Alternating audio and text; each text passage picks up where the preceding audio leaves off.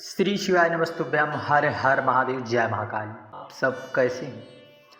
आज का यह वीडियो बहुत ही खास होने वाला है।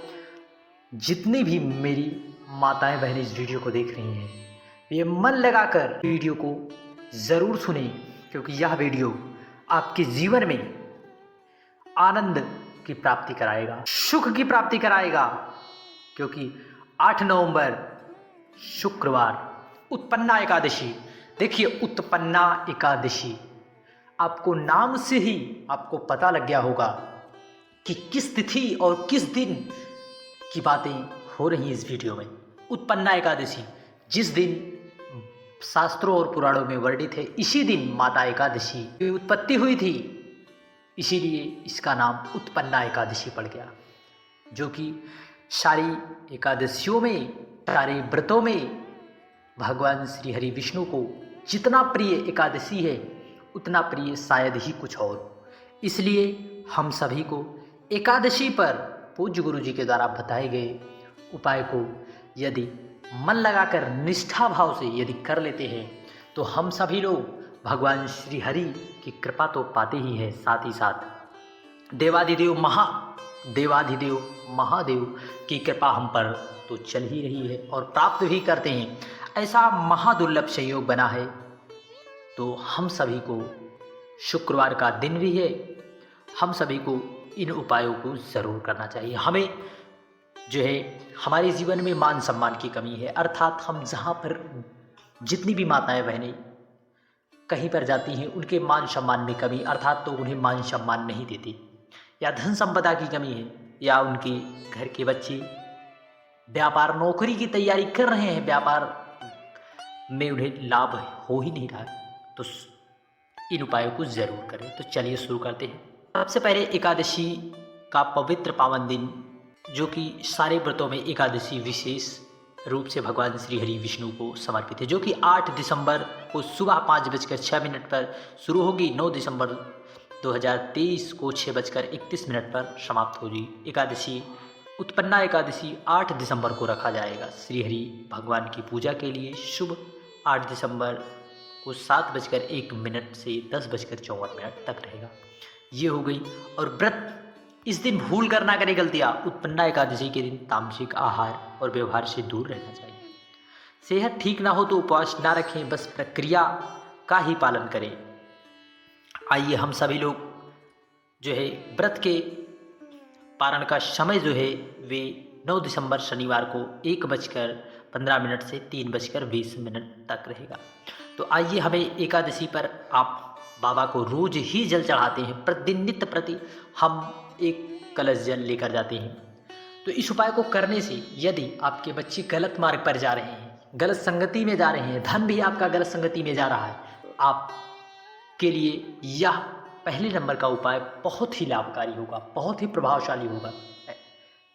ऐसा कोई घर नहीं जहाँ गलत संगतियों में बच्चे ना पड़े और हमारा धन गलत चीज़ों में ना लग रहा हो। तो चलिए उस उपाय को कैसे करना है। सबसे पहले हमें 7 बेलपत्री लेना है। कितनी? 7 बेलपत्री।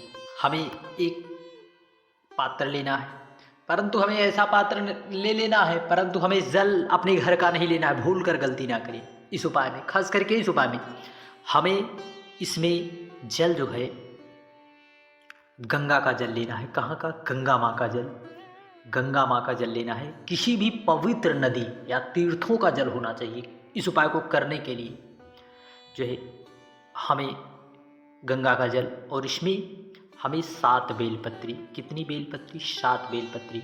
एक बेलपत्री श्री शिवाय नमस्तुभ्यम, इसी प्रकार से दूसरी श्री शिवाय नमस्तुभ्यम कहते हुए, या ओम नमः शिवाय या ओम नमो भगवते वासुदेवाय, कोई सा भी आप मंत्र का जप करके, पंचाक्षरी षडाक्षरी मंत्र का जप करते हुए बेलपत्री आप डालें, परंतु याद रखना गंगा का जल होना चाहिए। आप यदि गंगा स्नान के लिए जाते होंगे तो वहाँ से माँ गंगा का पवित्र पावन अमृत स्वरूप जल जरूर लाते होंगे। तो उस जल में डालकर 7 बेलपत्री डालकर जो भी व्यक्ति इस प्रकार से हमें जाना है बाबा देवाधिदेव महादेव के मंदिर। वह भी किस दिन जाना है?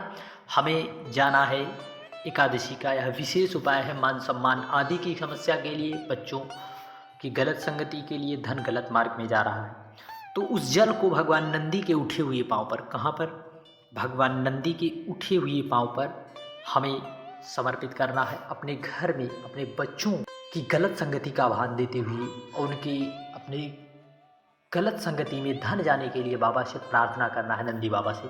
यहीं पर आपको जल समर्पित करना है, परंतु बेलपत्र यहाँ ना समर्पित करना है आपको बेलपत्री जो है देवादिदेव महादेव के ऊपर 7 बेलपत्री श्री शिवाय नमस्तुभ्यम कहते हुए मन में वह मनोकामना आपकी कहते हुए आपको समर्पित कर देना है। निश्चित है जो भी व्यक्ति गंगा के जल में बाबा देवादिदेव महादेव को बेलपत्री समर्पित करता है, नंदी के ऊपर जल समर्पित करके, उसके जीवन में बच्चे यदि गलत मार्ग पर गए हैं या गलत मार्ग पे आपका धन चला जा रहा है, तो निश्चित है देवादिदेव महादेव की कृपा और करुणा से आपका धन नहीं जाएगा। श्री शिवाय नमस्तुभ्यम। हर हर महादेव। बढ़ते हैं अगले उपाय की ओर।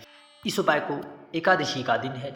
आप सभी को सबसे पहले तुलसी की इस प्रकार से आपको ये लकड़ी है तो तुलसी की लकड़ी डालकर जब आप स्नान करें, सबसे पहले इस उपाय के लिए आप उसमें तुलसी की लकड़ी 7 बार या 21 बार ज़रूर घुमा लें, फिर आप स्नान करें। सबसे पहला नंबर, स्नान करने के बाद आपको इस प्रकार से एक तुलसी का पत्ता लेना है और उस पर हल्दी की आपको बिंदी लगा देनी है।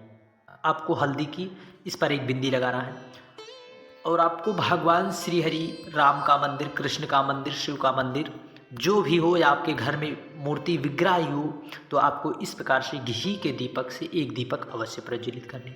फिर आपको इन सबको लेकर इस प्रकार से, अगर आपके पास पर्याप्त मात्रा में हो सके तो भगवान हरि विष्णु का श्रृंगार यदि तुलसी के पत्तों से कर दिया जाता है तो निश्चित है हमारे जीवन में जिस प्रकार तुलसी माँ का पौधा हरा भरा रहना ही जरूरी होता है, उसी प्रकार हमारे जीवन में जो दुख है वह कटते रहते हैं और सुख की हमें अनुभूति होती है।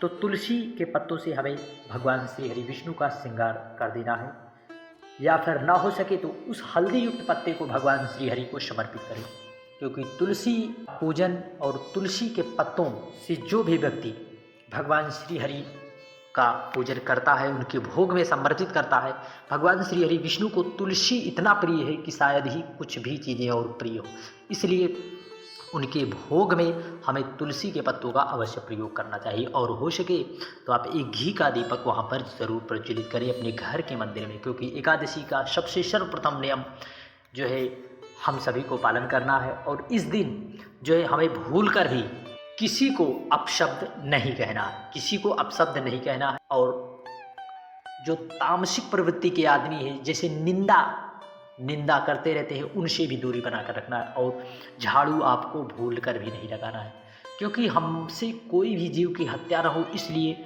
हमें इस व्रत में बड़े ही विधि विधान से यदि किया जाए, निष्ठा भाव से किया जाए, तो निश्चित है हमारे जीवन में चल रही समस्या जो भी है हमें पुण्य फल की प्राप्ति होती है। यदि नियम पूर्वक यदि एकादशी के व्रत का पालन किया जाए तो निश्चित है लाभ जरूर होगा। श्री शिवाय नमस्तुभ्यम। हर हर महादेव। जय महाकाल। बढ़ते हैं अगले उपाय की ओर। इस दिन जब हम सभी लोग बाबा पर जल तो अवश्य चढ़ाते हैं। जल चढ़ाते समय जब बेलपत्री चढ़ाएं या जल चढ़ाएं तो हमें 3 बार, कितनी बार? 3 बार। पहले आप जब बाबा के मंदिर जाएं, श्री शिवाय नमस्तुभ्यम ओम नमः शिवाय कहते हुए जाएं। फिर वहाँ पर पहुँचकर हमें 3 बार बोलना है, क्या? श्वधा श्वधा श्वधा। यदि एकादशी के दिन जो भी व्यक्ति जल चढ़ाकर श्वधा श्वधा श्वधा 3 बार श्वधा श्वधा बोल दे या फिर श्वधा स्रोत का पाठ कर दे तो उसके जीवन में पितृ दोष कभी नहीं रहते। और जो वह जल समर्पित होता है श्वधा श्वधा कहकर, वह जल हमारे पितरों को माता पार्वती जो है उन्हें प्रदान कर देती हैं। और यदि हमारे पितृ हम पर प्रसन्न रहते हैं तो हमारे जीवन में जो भी समस्याएं बाधाएं आती हैं हमारे पितृ उसे जरूर दूर करते हैं भगवान देवादिदेव महादेव की कृपा और करुणा से। इसलिए स्वधा एकादशी के दिन यदि जब भी आप जल समर्पित करने जाएं, स्वधा स्वधा कह के समर्पित करें। निश्चित है जो भी आपके जीवन में मान सम्मान की कमी है, यदि पितृदोष दूर हो जाता है तो हम पर जरूर भगवान श्री हरि विष्णु की कृपा के साथ साथ पितृ की कृपा जरूर होती है। श्री शिवाय नमस्तुभ्यम। हर हर महादेव। वीडियो की जानकारी उपयोगी के लिए चैनल को सब्सक्राइब कर कमेंट में हर हर महादेव लिखना ना भूलें। जय महाकाल।